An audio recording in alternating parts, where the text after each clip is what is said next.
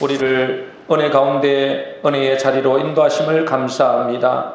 하나님, 이제 설날 명절을 보내고 이제 우리가 새로운 마음으로 또 새로운 신앙으로 새롭게 시작하려고 합니다. 하나님, 오늘 이 자리가 우리가 정말로 최고의 복된 자리 되게 하시고 또 우리를 새롭게 되어지는 시간들을 될 수 있도록 축복하여 주시옵소서. 오늘도 말씀 앞에서 싸우니 우리 귀한 주의 백성들에게 이 말씀이 증거될 때에 그들의 심령 속에 이 말씀이 뿌리내리게 하시고 그래서 잘 열매를 맺어서 하나님께 영광을 돌려드리는 복된 심령들 될 수 있도록 축복하여 주시옵소서. 우리의 마음의 문을 활짝 엽니다. 하나님, 말씀을 전하는 자는 십자가에 감추시고 오직 주님만 드러나는 복된 시간 되게 하여 주시옵소서. 예수님의 이름으로 기도하옵나이다. 아멘. 네, 오늘 말씀의 제목은 모순이라는 말씀입니다. 모순. 설날 명절을 잘 보내셨는지 모르겠습니다. 이제 일상으로 돌아왔기 때문에 연초에 하고자 했던 것을 새롭게 시작하는 그런 시간들이 되었으면 합니다. 우리는 지난주에 복음에 대한 말씀을 나누었습니다. 여러분, 이 복음은 계속 들어도 물리지 않는 것입니다. 여러분, 이게 우리 교회 카페가 생겼는데 그 카페에 이 복음의 말씀과 이전의 말씀들을 이렇게 올려놓았습니다. 그래서 여러분들 다른 거는 몰라도 지난주에 전했던 이 복음의 말씀은 꼭 몇 번이라도 들으시면 좋겠습니다. 여러분, 복음이 뭡니까? 복음은 복된 소식이라 그러죠. 기쁜 소식, 복된 소식 그럽니다. 하나님은 우리에게 가장 귀중한 것, 가장 소중한 것, 최고의 선물을 주셨는데 그것이 바로 그리스도다. 그렇게 성경은 말씀하십니다. 그래서 하나님이 인간에게 줄 수 있는 최고의 선물이 예수 그리스도십니다. 고린도후서 4장 7절 말씀 우리가 한번 읽어보겠습니다. 우리 같이 읽겠습니다. 시작. 우리가 이 보배를 질그릇에 가졌으니 이는 심히 큰 능력은 하나님께 있고 우리에게 있지 아니함을 알게 하려 함이라. 우리가 이 보배를 질그릇에 가졌다. 우리의 최고의 보배를 질그릇에 가진 것이죠. 그러므로 우리가 예수를 그리스도로 믿는다면 우리 안에 보배 대신 그리스도가 계시다는 것을 믿어야 됩니다. 여러분 속에 이 보배 대신 그리스도가 계심을 믿어야 돼요. 이것이 되어야 그 다음부터 진정한 신앙생활이 됩니다. 자주 말씀드리지만 우리가 예수 믿는다는 것은 자꾸만 내 느낌이나 내 감정이나 내 현실의 모습을 보고 그런 것이 아닙니다. 여러분의 모습을 보고 여러분의 감정을 본다면 하루에 여러 차례도 여러분에게 그리스도가 계실 때도 있고 안 계실 때도 있고 그렇게 생각이 들 것입니다. 그러나 그것은 내 느낌이고 내 모습입니다. 그것을 절대로 바라보면 안 됩니다. 뭘 바라봐야 됩니까? 하나님의 말씀을 바라봐야 되는 것입니다. 하나님의 말씀을 믿는 것이죠. 예수 믿으면 내 안에 그리스도가 산다고 하셨기 때문에 그 말씀을 믿는 것입니다. 그런데 그 말씀을 믿는 사람은 어떻게 됩니까? 그 복음의 말씀을 믿는 사람, 이 사람은 어떻게 됩니까? 이 사람은 그리스도가 자기 안에 계신 것을 믿기 때문에 그리스도의 말씀을 따라 살려고 합니다. 당연히 그렇겠죠.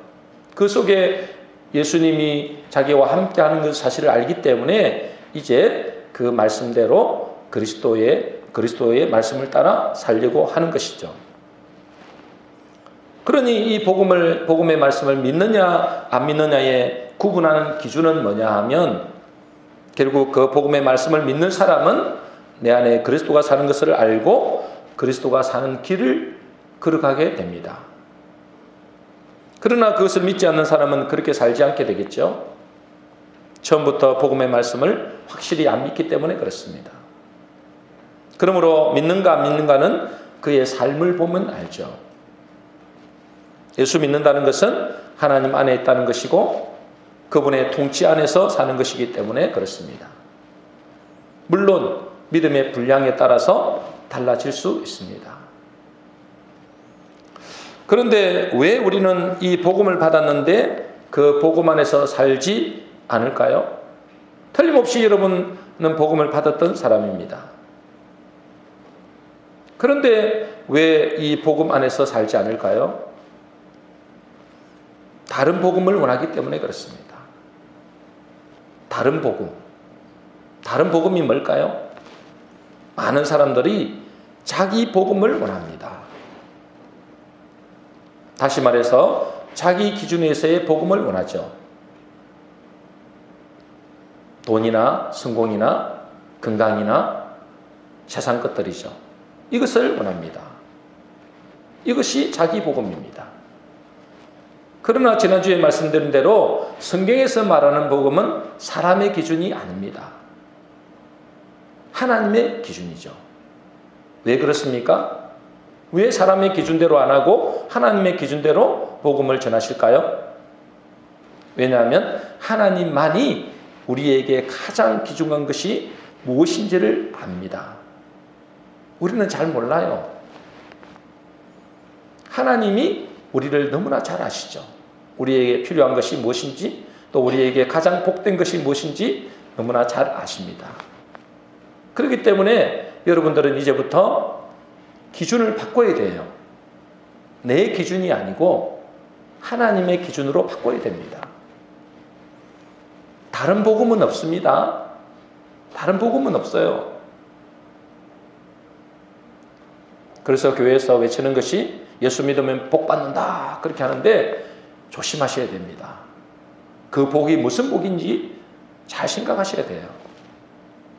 건강의 복, 물질의 복, 성공의 복 그것도 물론 필요하겠죠. 그러나 그것은 따라오는 것이지 그것이 주 목적은 아닙니다. 그것은 사람의 기준에서의 복음이죠. 하나님의 복음은 다릅니다. 그래서 갈라디아서 1장 7절에 이렇게 되어 있습니다. 우리 같이 읽어보겠습니다. 시작. 다른 복음은 없나니 다만 어떤 사람들이 너희를 교란하여 그리스도의 복음을 변하게 하려 함이라. 다른 복음은 없습니다, 여러분들. 여러분, 다른 복음을 전하면 많은 사람들이 그곳에 몰릴 수는 있겠지만 그곳에는 진짜 복음은 없습니다. 이제 우리는 하나님의 복음을 받아들여야 됩니다. 누구의 복음을 받아들여야 된다고요? 하나님의 복음. 왜냐하면 하나님이 여러분을 너무나 잘 아시기 때문에 그렇습니다. 그렇지 않으면 우리는 헛된 신앙생활, 멀리 험난한 길을 돌아서 결국 복음으로 가게 되겠죠. 그러나 그것은 너무나 아프고 힘듭니다. 그러니 진정한 신앙생활을 하려면 내 생각과 내 욕심과 내 기준을 내려놓아야 됩니다. 내 기준을 내려놔야 돼요. 예수 믿는 내 안에 그리스도가 산다는 것도, 자, 예수 믿는 내 안에 그리스도가 산다고 말씀하셨습니다. 예수 믿는 내 안에 그리스도가 산다는 것도 내 기준이 아니고 누구의 기준이에요? 하나님의 말씀이 기준입니다. 그렇죠? 마찬가지로 복음도 마찬가지입니다. 내 기준에서의 복음이 아니라 하나님의 기준으로 바뀌어져야 됩니다. 이것이 신앙생활의 가장 중요한 시작입니다. 여러분, 가장 중요한 시작은 기준을 바꾸는 것입니다. 예전에 내 기준에서 하나님의 기준으로. 자, 오늘 말씀을 한번 우리가 신앙의 근본적인 것을 한번 생각해 보겠습니다. 신앙의 근본적인 것. 왜 우리는 예수를 믿습니까? 왜 우리는 예배를 드리죠? 왜 예수를 믿고 예배를 드리고 신앙생활을 하는지에 대한 분명한 목적을 알아야 됩니다. 이것이 왜 중요하냐? 이것이 바로 정립되지 못하면 우리가 가는 길에 있어서 문제가 있거나 어려움을 만나면 낙심하고 방황할 수밖에 없기 때문에 그렇습니다. 여러분, 이 근본적인 것을 여러분 한번 생각해 보셔야 돼요. 왜 내가 예수를 믿지? 왜 내가 교회를 다니지? 왜 내가 신앙생활을 하지? 여기에 대한 근본적인 질문을 내보고 나에게 해봐야 됩니다. 그게 안 되면 여러분의 가는 길에 있어서 여러 가지 문제를 만나고 풍랑을 만날 때 여러분들은 낙심하고 좌절하고 넘어지기 쉽습니다. 여러분, 왜 군대를 가죠? 제가 질문을 합니다. 여러분, 왜 군대를 갑니까? 남자들이 나라를 지키기 위해서죠. 그죠? 나라를 지키기 위해서입니다. 그게 정답입니다. 나라를 지키기 위해서. 그 나라라는 것은 거창한 일이지만, 거창한 대의지만, 적게로는 뭡니까? 내 부모를 지키고, 내 가족을 지키고, 내 자녀들을 지키기 위해서 군대 가는 것이 정답입니다. 그렇죠? 이런 나라가 없다면, 군대가 없다면, 바로 이렇게 다른 나라의 식민지가 될 수밖에 없겠죠. 그러니까 군대 가는 이유는 나라를 지키기 위해서다. 적게는 내 가정과 내 자녀와 내 부모를 지키기 위해서다. 그것이 분명한 목적이 되어야 됩니다. 그런데 실제는 어떻습니까? 실제는 어쩔 수 없으니까. 안 가면 감옥 가니까. 나라에서 부르니 안 갈 수 없어서 가는 사람들이 얼마나 많은지 모릅니다. 거의 대다수라고 할 수 있겠죠. 만일에 안 갈 수만 있다면 안 가려고 하는 사람들도 어마어마하게 많을 겁니다.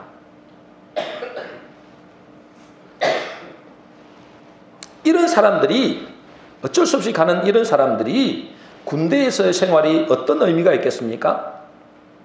군대에서 생활이 어떤 의미가 있을까요? 그저 시간만 보내는 의미 없는 세월 낭비일 수 있습니다. 그죠? 어쩔 수 없이. 그래서 국방부 시계는 돌아간다. 빨리 돌아가라. 빨리 돌아가라. 늘 그렇겠죠. 군대에 가야 할 이유를 모르고 군에 있어야 할 목적을 모르면 그만큼 허송세월이 없습니다.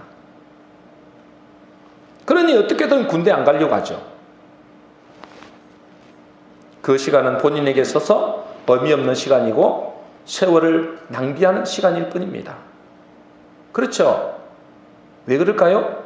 목적을 모르기 때문에 그렇습니다. 우리의 신앙생활도 마찬가지라는 겁니다. 우리의 신앙생활도 왜 교회 나옵니까? 왜 예배를 드립니까? 왜 신앙생활을 합니까? 여기에 대한 분명한 목적을 정립해야 됩니다. 교회라도 나오면 혹시라도 내 문제 해결될까 봐? 안 나가면 찝찝하고 지옥 갈 것 같으니까? 벌 받을 것 같으니까? 이것은 성경에서 말하는 신앙생활의 목적이 아니에요. 이렇게 신앙생활을 계속하면 어느 날 문제가 옵니다. 어느 날. 군대 간 분명한 목적과 사명 없이 다니면 조금만 힘들어도 어떻게 됩니까? 불평하고 욕하고 그렇게 하죠. 조금만 힘들어도.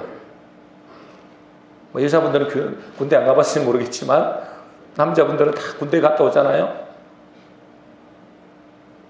목적과 사명이 없이 다니니까, 군대 가니까 조금만 힘들어도 막 욕합니다. 속으로. 불평이, 원망이 막 쏟아져 나옵니다. 그런 것처럼 우리의 신앙생활에도 분명한 목적과 이유를 모르면 문제가 올 때, 여러분의 풍랑을 만날 때 여러분에게는 원망과 불평과 좌절과 낙심이 될 수밖에 없습니다. 왜 그럴까요? 내가 교회 나가는 이유를 모르는 거예요. 신앙생활 하는 이유를 모르는 겁니다. 왜 예수를 믿는지를 모르는 겁니다.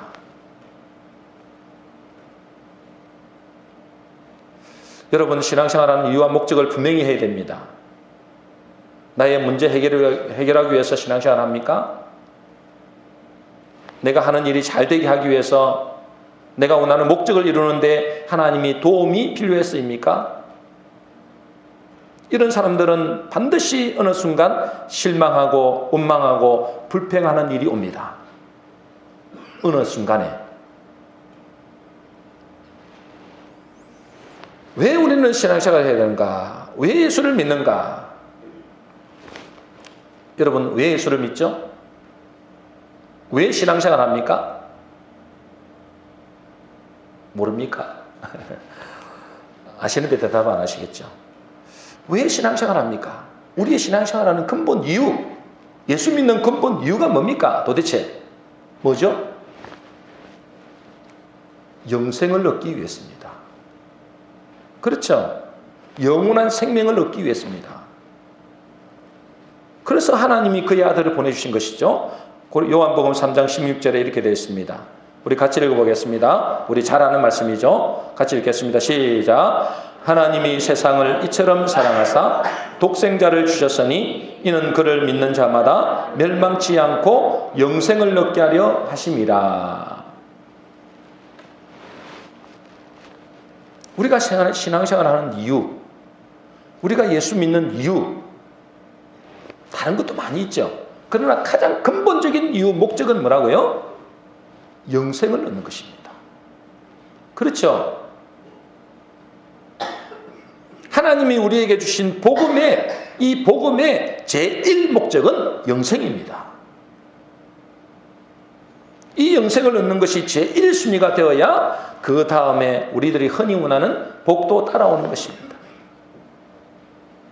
그래서 주님은 이렇게 말씀하시잖아요. 너희는 먼저 그의 나라와 그의 의를 구하라. 그리하면 이 모든 것을 너희에게 더하시리라. 주님은 하나님의 나라를 구하라고 하는데 우리는 뭘 구합니까? 세상 나라를 구합니다. 주님은 하나님의 의를 구하라고 하는데 우리는 자꾸만 내 의를 드러내려고 합니다.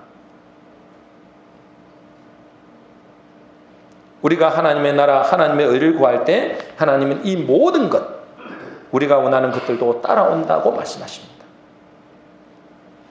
당연하겠죠. 하나님의 백성, 하나님의 자녀가 된 다음에야 비로소 그의 소유가 내 소유가 됩니다. 하나님의 것이 내 것이 되죠. 그리고 우리의 필요한 것들을 하나님께서 아낌없이 줄 수 있는 것입니다. 너희는 먼저 그의 나라와 그의 의를 구하라. 그리하면 이 모든 것을 너희에게 더하시리라. 많은 사람들이 신앙생활의 목적을 모르거나 잃어버리고 삽니다. 하나님의 복음을 모르고 자꾸만 자기 복음을 원합니다. 다시 말해서 하나님이 우리에게 주시고자 하는 가장 중요하고 제1이 영생인데 그것을 구하지 않습니다. 이게 참 아이러니한 일입니다. 왜 그럴까요? 하나님을 믿는 이유, 예수를 믿는 이유, 목적, 신앙생활을 하는 목적을 모르는 것입니다. 다시 한번 질문하겠습니다.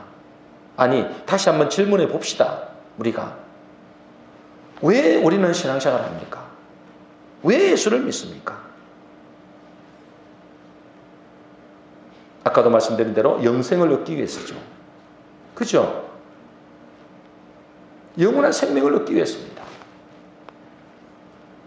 그러면 영원한 영생을 얻기 위한 목적이라면 우리는 무엇에 최우선순위를 둬야 될까요? 여러분, 우리가 영생을 얻기 위해서 예수 믿는 거고 영생을 얻기 위하여 교회에 나오는 거잖아요. 그렇다면 이 영생을 얻기 위해서 우리가 최우선순위를 무엇에 둬야 됩니까? 말씀과 기도입니다. 우리 수빈이가 이제 공부를 하고 있잖아요. 열심히 하는 것 같아요. 나름대로. 그래서 제가 자주 한 번씩 이렇게 질문을 합니다. 자주 질문을 해요. 말씀을 보냐? 공부하기 시작하기 전에 말씀을 읽고 시작하냐? 그리고 기도하고 시작하냐? 그러면서 제가 다 덧붙입니다. 말씀과 기도로 시작하지 않으면 잘 안 될 것이다. 아니, 잘 돼도 문제일 것이다. 자기 노력으로 해가지고 좋은 대학 들어가면 뭐 하겠습니까? 여러분, 그것은 망하는 길입니다. 그래서 제가 자주 이야기를 합니다. 말씀과 기도로 시작해라. 그래서 네 힘이 아니라 하나님이 하셨노라고 고백할 수밖에 없도록 해라. 하나님이 하시는 것은 축복입니다. 그것이 실패라도 축복입니다. 그러나 하나님이 하시지 않는 그 모든 성공도 다 헛된 것이고 그것이 망하는 것입니다. 그래서 제가 우리 아들에게 자주 질문하는 것입니다. 말씀을 먼저 먹고 말씀을 읽고 시작하고 기도하고 하라. 근데 문제는 뭡니까? 우리 성도들이 문제는 영생을 얻기 위해서 교회를 다니고 영생을 얻기 위해서 신앙생활하고 영생을 얻기 위해서 우리가 예수를 믿는데 문제는 영생을 얻기 위해서 말씀을 안 읽습니다. 말씀과 상관없이 삽니다. 기도도 거의 하지 않습니다. 이것을 보고 신앙생활의 모순이다. 그렇게 말합니다. 오늘 제목이 뭐라고요? 모순입니다. 모순. 여러분, 한자에 보면 모순이라는 단어가 그 한자가 있어요. 모순. 오늘 제목이 모순이잖아요. 모순이라는 것은 창모자의 방패순입니다. 창과 방패라는 의미죠. 이 모순이라는 말의 유래는 중국 초나라에 창과 방패를 파는 장사꾼이 있었습니다. 창과 방패를 파는 장사꾼이 있었어요. 이 장사꾼이 뭐라고 이야기하느냐? 장사를 하면서 자, 보세요. 이 세상에서 가장 좋은 방패와 창입니다. 이 장사꾼의 이제 소리에 사람들이 빙 둘러서서 물건을 구경합니다. 이 방패로 말할 것 같으면 너무나 단단하고 튼튼해서 어떤 창으로도 뚫을 수 없습니다. 그렇게 장사를 하는 거예요. 무슨 장사를 한다고요? 방패와 창을 파는 장사꾼이에요. 그래서 이 방패를 설명하면서 어떤 설명을 한다고요? 이 방패는 어떤 창으로도 뚫을 수 없습니다. 그렇게 장사를 하는 거예요. 그러면서 또 무슨 장사를 한다고요? 창을 또 파는 거죠. 그 창을 소개하면서 이 창은 어떤 방패도 뚫을 수 있습니다.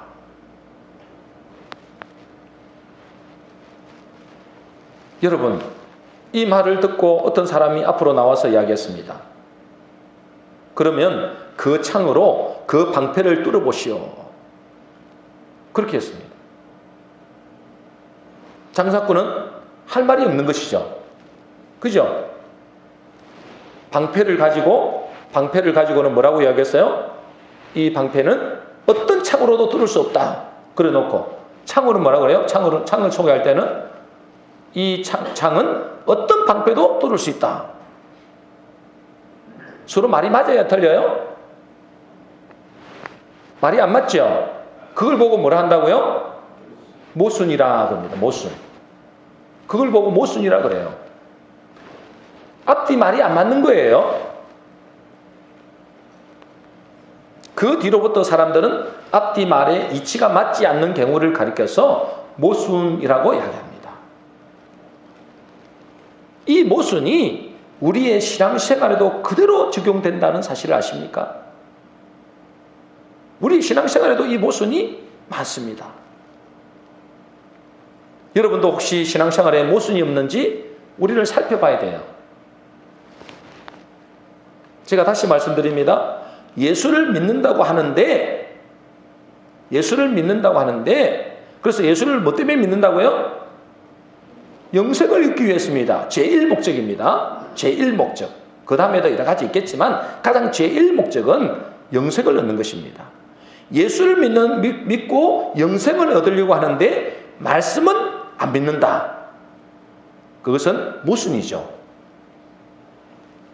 나는 분명히 영생을 얻고 싶은데 말씀을 안 읽고 말씀을 안 듣는다. 천국은 가고 싶은데 하나님의 말씀대로 안 산다. 이것은 글자 그대로 신앙생활의 모순 중에 모순입니다. 모순이죠. 그래서 요한일서 2장 4절 6절 오늘 본문 말씀입니다. 우리 4절부터 읽어볼까요? 같이 읽겠습니다. 시작. 하나님을 안다고 하면서 그분의 계명을 지키지 않는 사람은 거짓말쟁이요 그 사람 안에서는 진리가 없습니다. 이게 모순이잖아요. 하나님을 안다고 하는데 뭘 안 지켜요? 말씀을 안 지켜요. 모순입니다. 자, 6절 보겠습니다. 시작. 하나님 안에 있다고 하는 사람은 자기도 그리스도께서 사신 것과 같이 마땅히 그렇게 살아가야 합니다. 자, 하나님 안에 있다고 하는 사람은 자기도 뭐요? 그리스도께서 사신 것과 같이 어떻게 된다고요? 마땅히 그렇게 살아야 됩니다.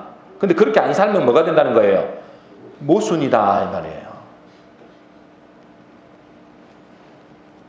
그러므로 우리는 올해 신앙생활의 목적을 분명히 해야 됩니다. 목적. 왜 신앙생활을 하는가? 왜 교회를 다니는가? 왜 예수를 믿으려고 하는가? 이거에 대한 분명한 목적이 바로 돼야 돼요. 여러분 왜 신앙생활을 한다고요? 왜 예수를 믿어요? 한번 대답해 보세요. 여러분 왜 예수를 믿어요? 네, 구원받기 위해서. 그죠? 또는 다른 말로 생명 얻기 위해서, 영생을 얻기 위해서. 그렇잖아요. 그죠? 그것 때문에 여러분 예수 믿는 거 아닙니까? 천국 가기 위해서. 이것이 제1목적입니다. 가장 중요한 이유죠.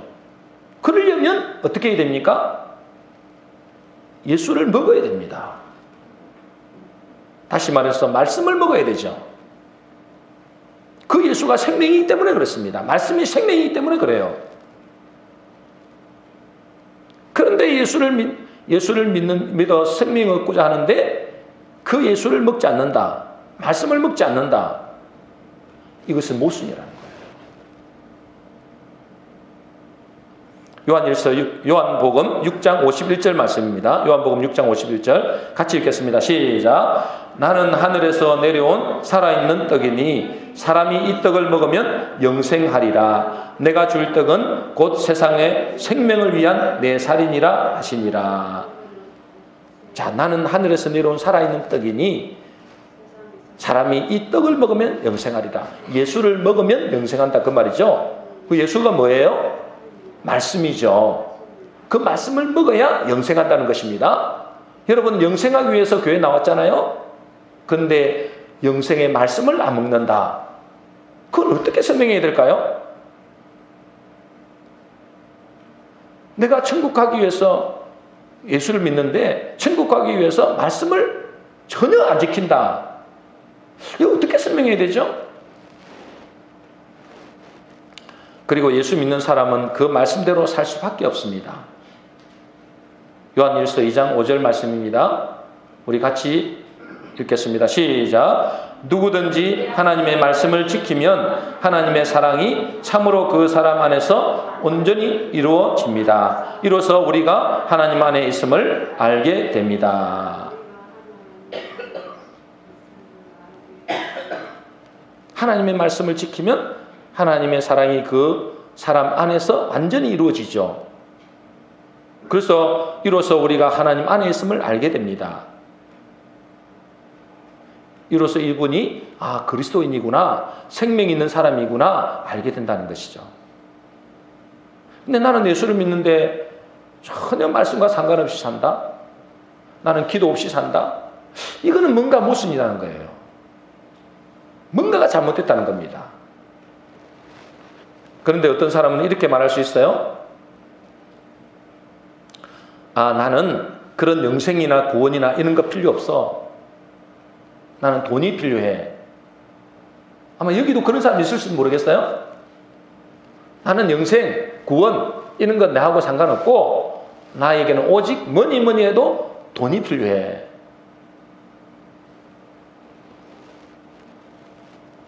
다시 말해서 다른 거 필요 없고 돈, 성공, 이 땅에서의 축복을 먼저 주시는 것을 원할 수도 있습니다.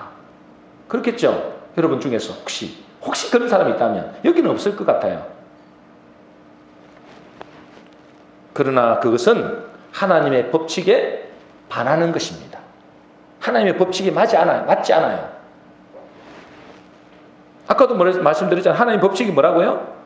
너희는 먼저 그의 나라와 그의 의를 구하라. 그리하면 이 모든 것을 더하여 주신다.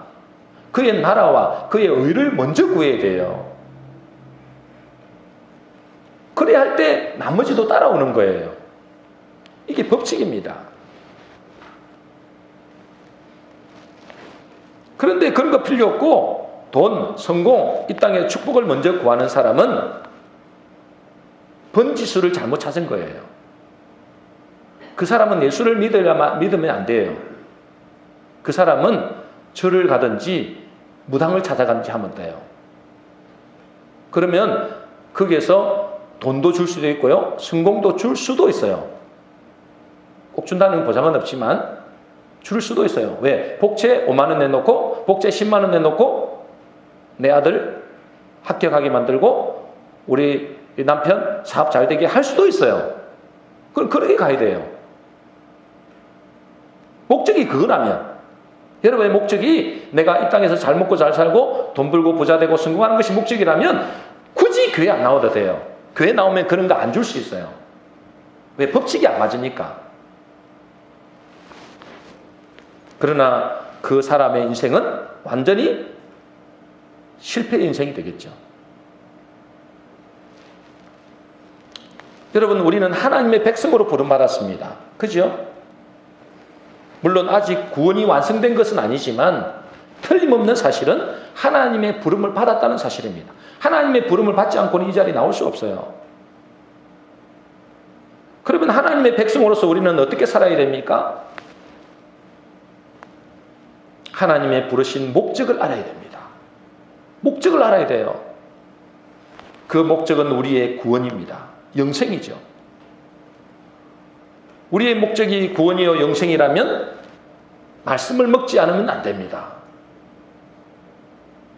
그리고 하나님의 복음을 받아들이지 않으면 안 돼요. 여러분, 하나님의 복음을 받아들이지 않는 구원 영생은 없습니다. 그러면 하나님의 복음은 뭡니까? 하나님의 복음은 예수님을 이 땅에 그리스도로 보내주신 것이죠. 그게 하나님의 복음이잖아요. 이 예수를 그리스도로 믿는다는 것은 뭘 의미합니까? 이 예수를 그리스도로 믿어야만 영생을 얻게 되잖아요. 이 예수를 그리스도로 믿는다는 의미는 뭐라고요? 내가 주인 되고 내가 왕 노릇하고 내가 하나님 살던 곳에서 내려놓아야 됩니다. 기준을 바꿔야 된다 했잖아요. 내 기준, 내 방법, 내 가치관을 내려놓아야 됩니다. 하나님이 나의 주인이시요 하나님이 나의 왕이시고 하나님이 나의 참 하나님이십니다. 그것을 고백하는 사람을 보고 예수는 그리스도로 믿는 것입니다.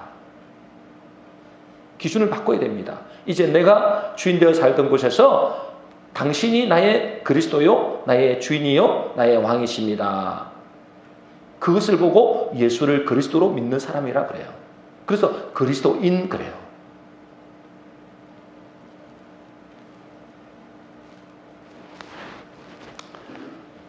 그렇다고 우리가 복음을 믿는다고 죄를 안 짓는 것은 아닙니다.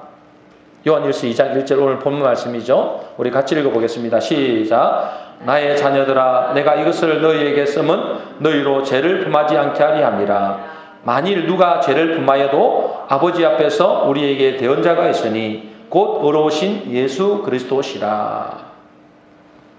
우리가 죄를 안 지을 수 없죠. 예수 믿는다고. 그러나 우리에게 뭐가 있다고요? 대언자가 있다. 변호사가 있다. 그분이 예수님이시죠. 그분이 우리의 변호자가 되어주시고 우리의 대언자가 되어주셔서 우리가 죄를 범할 때마다 주님은 우리를 용서하십니다. 그러나 복음을 믿는 사람은, 여러분, 복음을 믿는 사람은 죄를 지을 수는 있어도 그 마음의 중심은 어떨까요? 늘 말씀을 지키려고 애를 씁니다. 말씀을 지키려고 애를 쓰죠. 정확히 말하면 그렇게 살려는 마음이 내 안에서 일어납니다. 내가 하는 게 아니에요. 진짜로 예수님을 나의 구주로 모셔드리는 사람은 내가 하나님의 말씀, 하나님의 계명을 지키려고 애를 쓰는 것 같이 보이지만 실상은 뭐냐면 내 안에서 그렇게 살려는 마음이 작동돼요. 자연스럽게. 왜 그럴까요? 내 속에 그리스도가 살기 때문에 그래요. 그분에게는. 믿는다는 것은 뭘 말한다 했어요? 그분을 내 속에 영접한다 그랬잖아요. 그 마음속에 그 사실을 믿는 사람, 복음의 말씀을 믿는 사람은 그 속에 그리스도가 사는 것입니다. 그러면 어떻게 됩니까? 자연스럽게 이제부터는 하나님의 말씀대로 내가 살아야 되겠다 라는 마음이 생깁니다. 자기가 하는 게 아니에요. 여러분, 세상 사람들에게 이야기해 보세요. 야, 하나님 말씀대로 살아. 그러면 웃기는 소리 하고 있네. 그럽니다. 그렇겠죠. 그 속에 하나님이 없기 때문에 그래요. 그런데 내가 이제 예수를 믿으면 내 마음속에 이제부터 내가 하나님 말씀대로 살아야 되겠다라는 마음이 생깁니다. 그것이 내 마음이 아니에요. 내 속에 계신 그리스도께서 주시는 마음이죠. 제가 요즘에 신앙생활을 하면서 이런 마음이 드는 것입니다. 어떤 마음이 드느냐? 내가 어떻게 해야 하나님을 기쁘시게 해드릴까? 어떻게 해야 하나님을 기쁘시게 해드릴까? 이 마음이 드는 것입니다. 그러면서 이런 마음이 드는 거예요. 하나님이 이 세상을 보시고 얼마나 마음이 힘드실까? 당신이 창조하신 세상 사람들이 다 하나님을 불신하고 대적하고 배반하고 있으니 그 하나님의 마음이 얼마나 고통이실까? 그런 마음이 드는 거예요. 그래서 이사야서 1장에 보면 이런 말씀이 있습니다. 하늘이여 들으라, 땅이여 귀를 기울이라. 여호와께서 말씀하시기를 내가 자식을 양육하였거늘 그들이 나를 거역하였도다. 나를 거역하였도다. 소는 그 임자를 알고 나귀는 그 주인의 구유를 알건만은 이스라엘은 알지 못하고 나의 백성은 깨닫지 못하는도다 하였도다. 하늘이여 들으라, 땅이여 귀를 기울이라. 여호와께서 말씀하시기를 내가 자식을 양육했는데 그들이 나를 거역했다. 그 하나님의 마음이에요.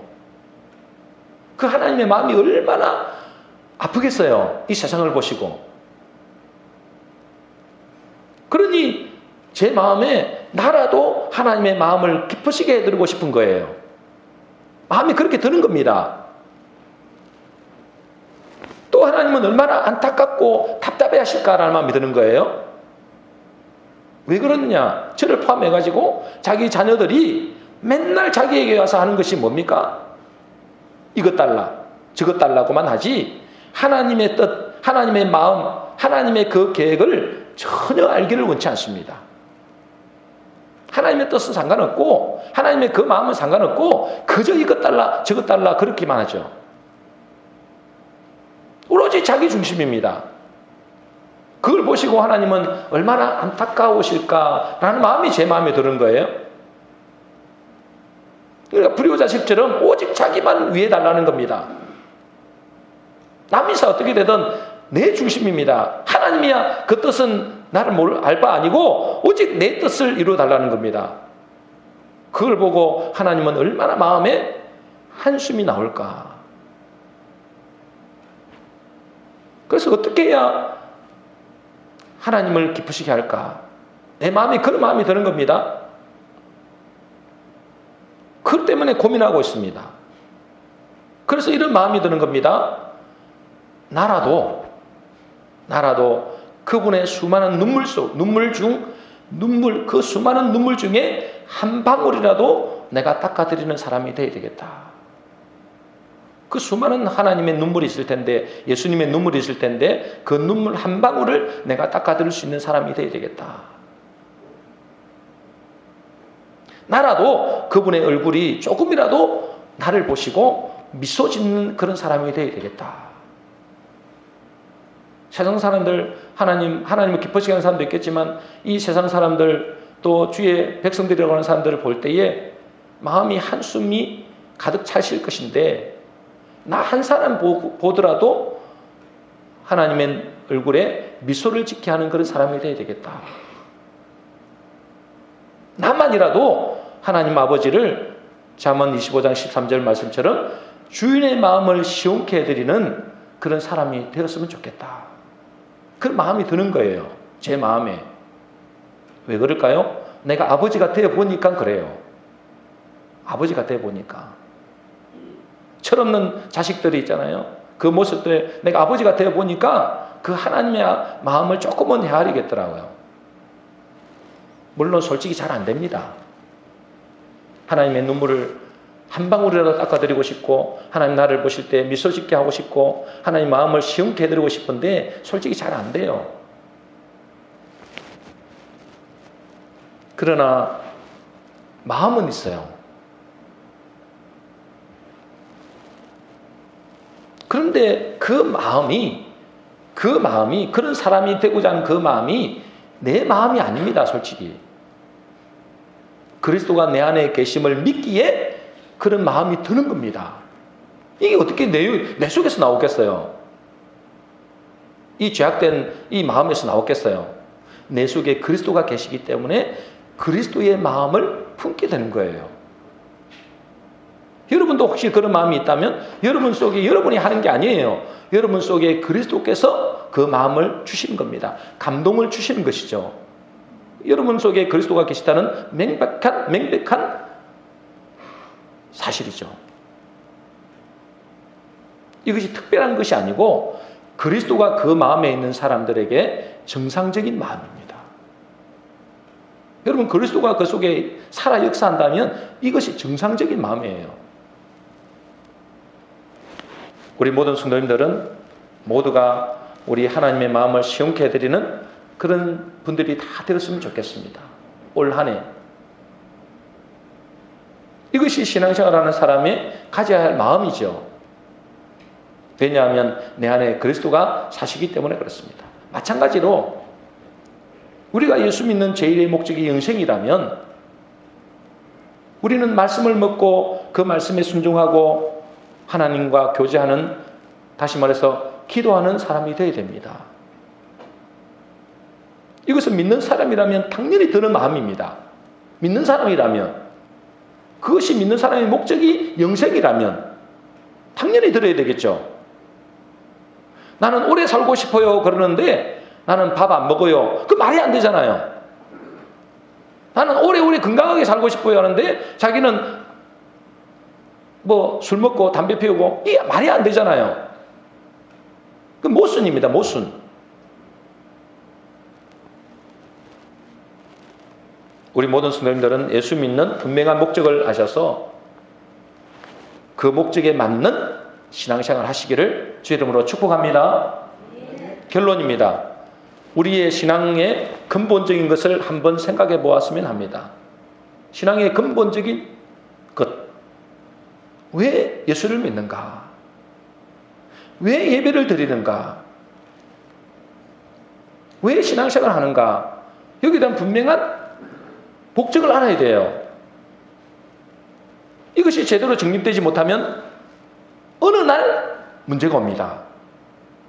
낙심하고 좌절하고 원망하고 불평합니다. 우리가 예수 믿는 이유가 영생을 얻기 위해서라고 말씀드렸습니다. 영원한 생명을 얻기 위해서죠. 근데 예수 믿는다고 하는데 말씀을 안 믿는다? 모순이죠. 나는 영생을 얻고 싶은데 말씀을 안 읽고 안 듣는다? 모순이죠. 천국 가고 싶은데 말씀대로 안 산다? 모순입니다. 우리 모든 성도님들은 신앙생활, 예수 믿는 목적을 분명히 알고 모순된 신앙생활이 아니라 하나님을 기쁘시게 해드리고 하나님의 마음을 시원케 해드리는 저와 여러분 되시기를 주의 이름으로 축복합니다. 우리 기도하겠습니다.